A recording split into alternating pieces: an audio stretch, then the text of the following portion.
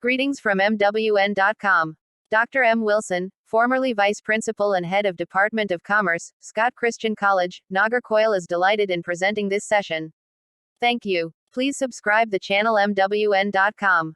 Macroeconomic aggregates. Meaning of macroeconomics. Macroeconomics is a branch of economics that studies the behavior of an overall economy, which encompasses markets, businesses, consumers, and governments.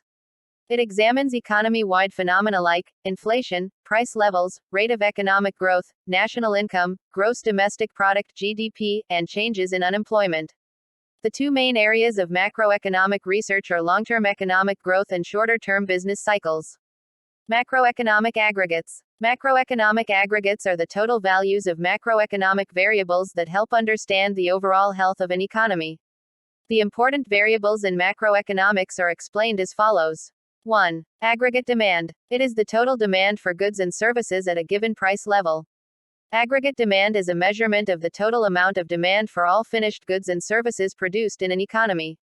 Aggregate demand is commonly expressed as the total amount of money exchanged for those goods and services at a specific price level and point in time. 2. Aggregate supply. It is the total amount of goods and services supplied by businesses at a given price level. Aggregate supply is the relationship between the price level and the amount of output that will be supplied. Aggregate supply is represented on a diagram along with aggregate demand, which shows the relationship between price and output. The relationship between aggregate supply and price level is different in the short run and the long run. This is represented by the short-run aggregate supply (SRAS) curve and the long-run aggregate supply (LRAS) curve. The short-run aggregate supply (SRAS) curve is a graph that shows the relationship between the price level and the quantity of goods and services that firms are willing to supply in the short term. The nature of the aggregate demand curve and the aggregate supply curve are well presented in the following three diagrams. X-axis of the diagram represents real output and Y-axis represents price level. It is known from the diagram that in short run the supply increases. The short-run aggregate supply curve has a direct proportion to the price level. X-axis of the diagram represents real output and Y-axis represents price level. It is known from the diagram that in long run the supply remains constant. This is due to the fact that the firms utilize the resources to the maximum and also it attains the level of maximum demand. Hence, the long-run aggregate supply will not be affected by the changes in price level. X-axis of the diagram represents real gross domestic products and Y-axis represents price level. It is known from the diagram that the aggregate demand curve and aggregate supply curve intersects at one point. This is known as equilibrium point. The equilibrium price level and equilibrium output for the entire economy can be known by drawing vertical lines from this point to Y-axis and X-axis. 3. Aggregate income. It is the total of all incomes in an economy, without adjusting for inflation, taxation, or double counting. Aggregate income is the total income of all people, businesses, and governments in an economy. It is a broad term in economics that measures the total amount of income generated in a given economy. Economists use aggregate income to understand a country's wealth and compare it to other countries.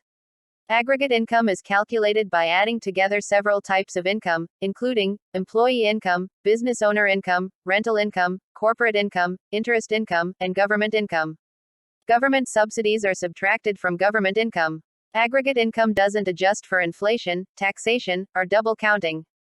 One of the most widely used ways to measure aggregate income is GDP. Gross domestic product (GDP) is a monetary measure of the total value of all goods and services produced in a country during a specific time period. It's a common way to gauge the economic health of a country or region. Gross national product (GNP) is a measure of the total value of all goods and services produced by a country's residents in a given period of time. It includes the value of goods and services produced by residents abroad, but excludes income paid to foreigners. 4. Aggregate expenditure. The total amount of spending in an economy, including consumption, investment, government purchases, and net exports. Aggregate expenditure, A, is the total value of all finished goods and services in an economy during a specific time period. It is calculated by adding up the following.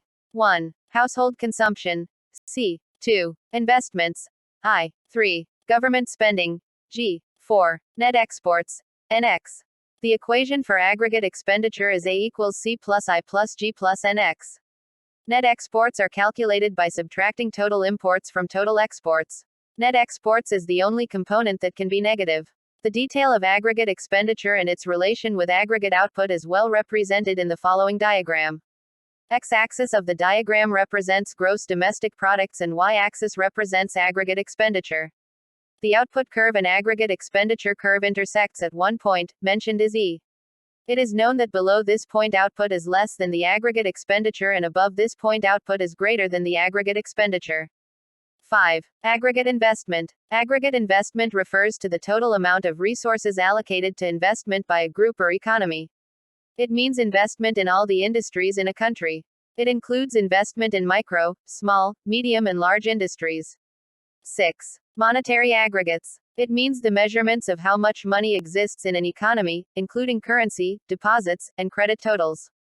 Monetary aggregates are a formal way to measure a country's total money supply, and are a key reference for monetary policymaking.